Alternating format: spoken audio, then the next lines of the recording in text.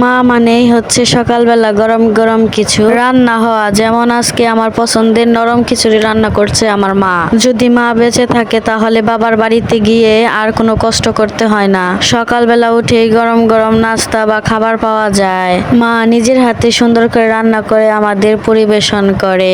আজকে রান্না করার জন্য কিছু পাচ্ছিল না মা, পরে আমি বললাম যে আজকে হালকা নরম করে একটু খিচুড়ি রান্না করো। তো আমার মার যেই কথা সেই কাজ, তো তাড়াতাড়ি করে সে চাল আর ডাল নিয়ে চলে আসলো কলপারে ধুতে। তো আমার মা ভালোভাবে কলপারে এসে চাল আর ডাল ধুয়ে নিচ্ছে খিচুড়ি রান্নার জন্য। তো আমার মা ভালোভাবে ধুইতেছে। বিয়ের পর বাবার বাড়িতে একটা মাত্র সম্বল হলো, সেই সম্বলটা হচ্ছে মা। মা যদি বেঁচে থাকে তাহলে সবাই বলি আলহামদুলিল্লাহ। তো দেখেন এই ফাঁকে আমি চলে আসলাম আমাদের বাড়ির পাশে যে কাঠবাগানে দেখেন কত সুন্দর ফুল আসছে। এই ফুলগুলো আমার কাছে খুব ভালো লাগে, ছোটবেলায় এই ফুল দিয়ে কত খেলতাম। ও মা, আমি ওখান থেকে এসে দেখি আমার মা খিচুড়ির জন্য হাঁড়িটা বসিয়ে দিয়েছে চুলার মধ্যে। তো দেখেন আমার আম্মু কিভাবে গ্রামীণ চুলায় গ্রামের বাড়িতে কিভাবে সুন্দর করে গ্রামের মতোই রান্না করে। মাটির চুলায় রান্নাটা একটু বেশি মজা লাগে। তোমার মা কাঁচামরিচ, রসুন, পেঁয়াজ সবকিছু ভালোভাবে ধুইয়ে কেটে নিল। তো এখানে আমি একটু আমার মাকে সাহায্য করার জন্য চলে আসলাম। এখানে কয়টা রসুন আর পেঁয়াজ কুচি দিয়ে একটু ছেঁচা শুরু করে দিলাম। বাসায় তো নিজের কাজ নিজেই সব করতে হয়, তো বাড়িতে গিয়ে কিছুই করি না, তাই ভাবলাম মাকে একটু সাহায্য করি, তাই একটু আগে আগে রান্নাটা হবে। তো মা এখন সবকিছু খিচুড়ির মধ্যে দিবে, পেঁয়াজ কুচি, রসুন বাটা, কাঁচামরিচ কুচি এগুলা দিয়ে দিবে মা এখন খিচুড়ির মধ্যে।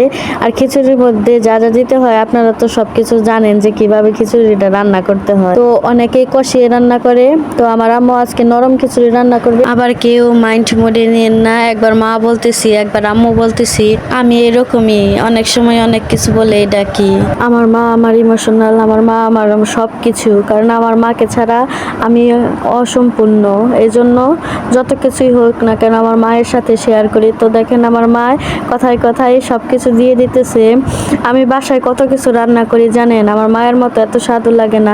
আমি যদি স্বাদ করেও রান্না করি তারপর আমার মায়ের মতো এত ভালো লাগে না। আমার মা আসলে অনেক মজা করে রান্না করে, যেভাবেই রান্না করুক না কেন অনেক ভালো লাগে। আমি বাসায় অনেক চেষ্টা করি এরকম করে রান্নার, কিন্তু পারি না। জানি এরকম রান্না কখনোই হবে না, কারণ মা তো, মায়ের হাতের রান্নাটা একটু বেশি মজা লাগে। খালি আমার মা বলে বলতেছি না, কারণ পৃথিবীর সব মায়েদের রান্নাই সন্তানের কাছে অনেক ভালো লাগে।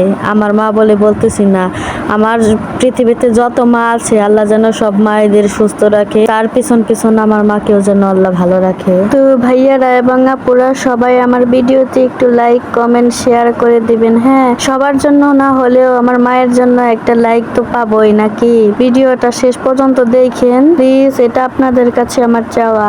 দেখতে দেখতে আমার মার খিচুড়িও বলক এসে গেছে, একটু পর আমার মার খিচুড়িও হয়ে যাবে, আমরা খিচুড়ি খাওয়া শুরু করে দেব। সকালবেলা পাতলা খিচুড়ি খেতে কার না ভালো লাগে, তাও আবার মায়ের হাতের রান্না। তো মা আবার খিচুড়ি প্রায় হয়ে এসেছে, এই জন্য একটু জিরা দিয়ে দিল খিচুড়ির মধ্যে, যাতে খিচুড়ির ফ্লেভারটা একটু বেশি ভালো আসে, এই জন্য দিয়ে দিল। দেখতে দেখতে মার খিচুড়ি রান্না শেষ হয়ে গেল। তো মা এখন সবাইকে পরিবেশন করে দিবে। তো দেখেন সবাইকে দিচ্ছে, যার যার বলের মধ্যে দিতেছে, আমার ভাইকে, আমার বোনকে।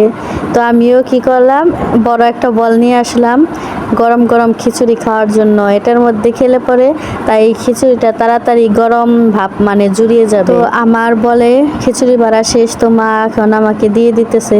তো দেখেন আমার মার খিচুড়ি রান্নাটা কেমন লাগলো আপনাদের কাছে প্লিজ কমেন্টে বলবেন, আর ভিডিওটা শেয়ার করে দেবেন। আর মায়ের হাতের রান্নাটা কিন্তু আসলেই অনেক ভালো ছিল, অনেক মজা পাইছি। থ্যাংক ইউ মা।